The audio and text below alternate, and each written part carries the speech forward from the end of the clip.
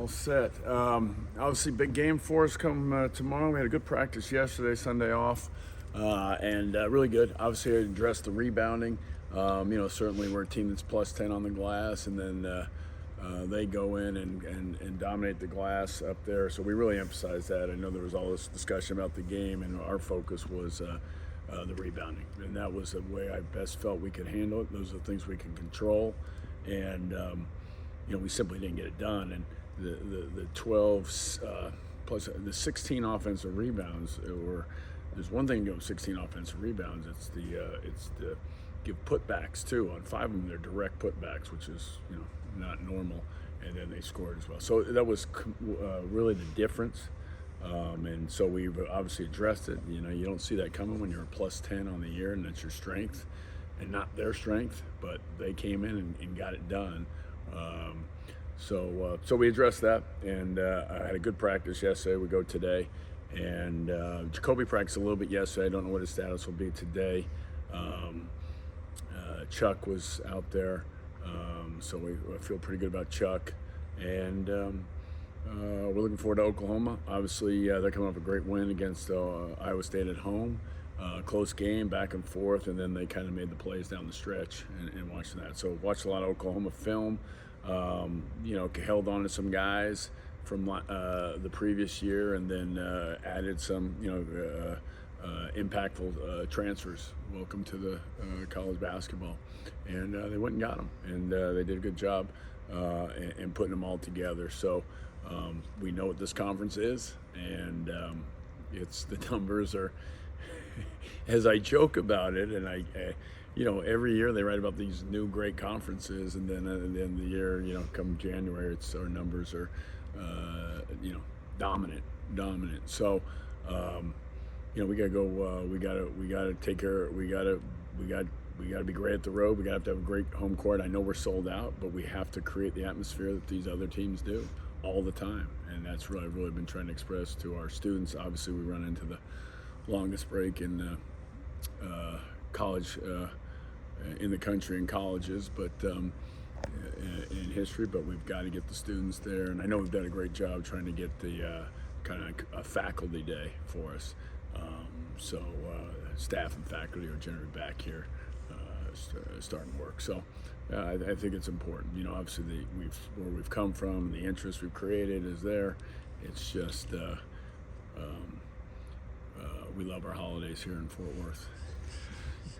Coach, I know you talked a lot about impact transfers for Oklahoma, but you've got some on your roster as well. Trey Tennyson put it all together, it seemed, on Saturday. Yeah. What'd you see from him? Well, we love him. I mean, obviously starting, so we've knew he could shoot the basketball. I think he's improved in so many areas since he's got here. Defensively, first and foremost, he can still get better. But he's a great kid. He's in the gym all the time. He cares. And our guys believe in him. And when he shoots it, they think it's going in. So that's a good attribute to have. So, and then you talk about, there's this, I guess, I don't know if you guys are the guys, but the media was in there. They should be able to transfer. They should be able to transfer and not sit out. And now it's, now there's transferring too much. And then, so you can't have both ways. But this kid is a feel-good story. I mean, you can say however you stand on this, the rules and the ability to transfer every year, as it looks like it's going to be here going forward. This is a kid that didn't get recruited out of high school, was out of junior college, qualifier, and Central Connecticut, and then ends up at Corpus Christi. Now he's playing at the local Big 12 school. A kid from Arlington, and I think it's it just goes to show what can happen over 5 years, and a guy that cares and is in the gym and works at his craft and cares so much that you can go in and be an impactful Big 12 guys 4 years, 5 years later. So as coaches, we've kind of known that. The older they get, the better. And it's in some ways it's not a surprise to us, but we just haven't had many situations where it was doable.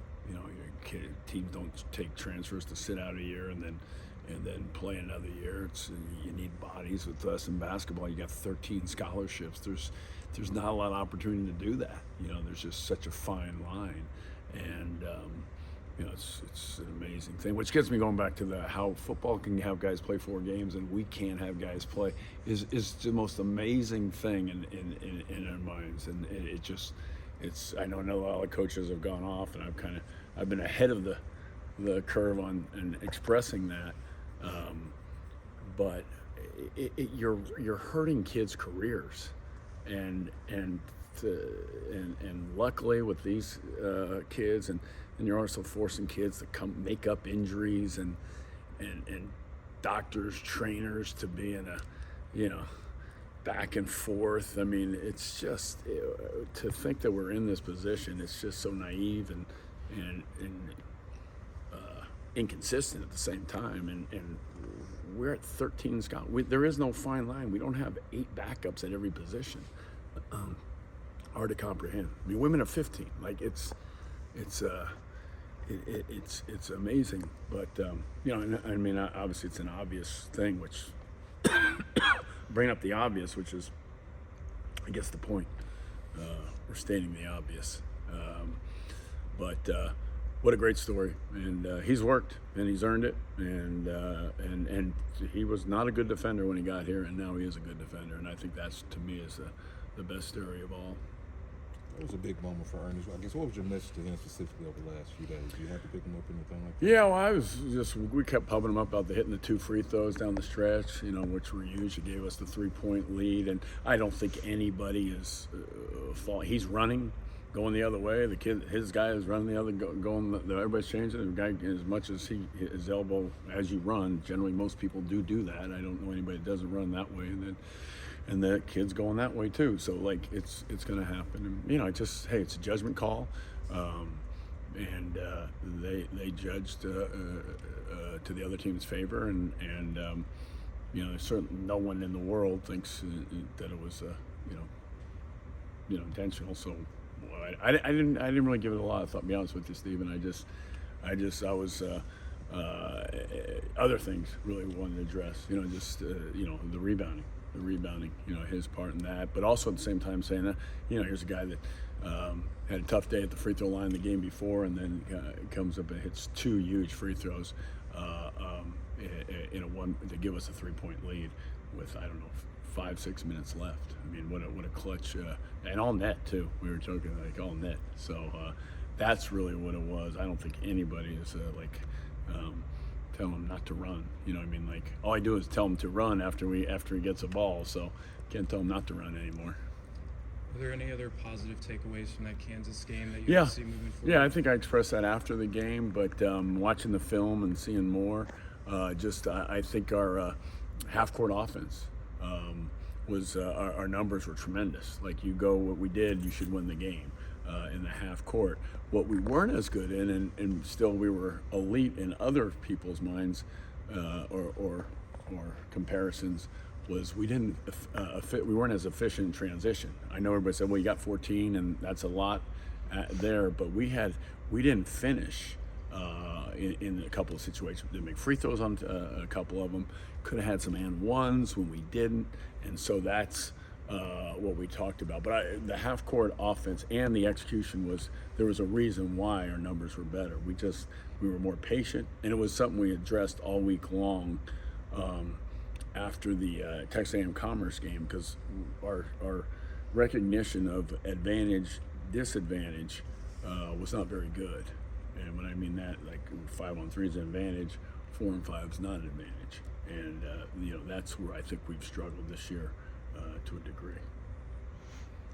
What stands out about Oklahoma when you've looked at them on film? I think their balance. I think depth, balance. They have two. I think they've got 2 very productive big guys that they rotate in at the 5. Kind of like our situation. Like, their numbers don't blow you away individually, but the combination of the 2. Uzan, we knew was a good freshman that we expected him to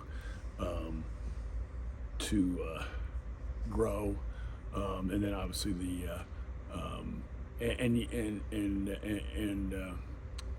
struggle. The other wing, I won't try to say his name. Apologize. You could see him coming on at the end of the year last year, so that's not a surprise. You know, they hit on the transfer and a couple others that made him better, deeper.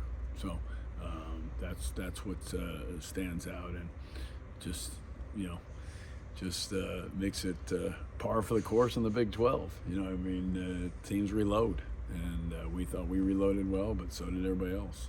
You know, and it just speaks to the commitment of these schools, you know, to basketball with their facilities. I mean, we're like, you know, people are building like new arena. Like, who's doing that? And our league is, you know, I mean, and practice facilities, go down the list. I mean, just in the recent years, it's just another, you know, and then these reloading just speaks to commitment, you know, from them, and they went and got guys, give them credit, you know, and they fit in, and then they held on to a couple of really good players. I think that Godwin thing's a great story. I don't know the whole details. I was told he's a walk-on.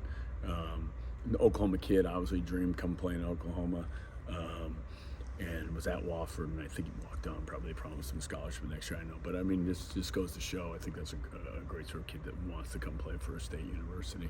I mean, that's kid cares that much, so he's going to walk on. And I think I have that story correct.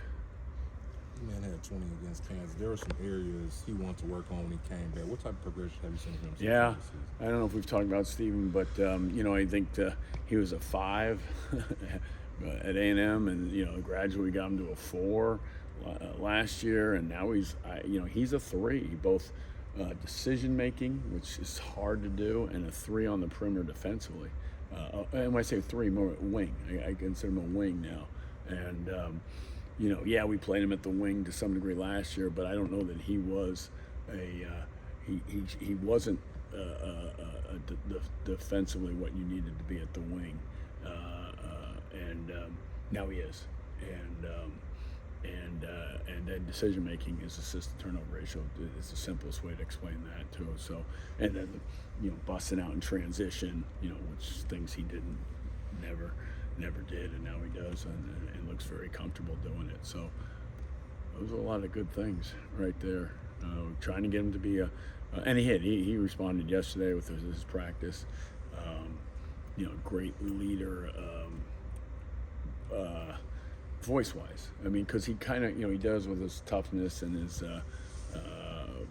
practicing, playing hard, but you know, trying to be. We don't have that guy that really holds the other guys accountable, and that's a whole nother level of leadership that we've been trying to develop with him. The willingness and the ability, and because when you hold somebody accountable, you got to really be accountable. You got to do all the right things first, and guys sometimes are hesitant when it comes to that. Anything else for Coach?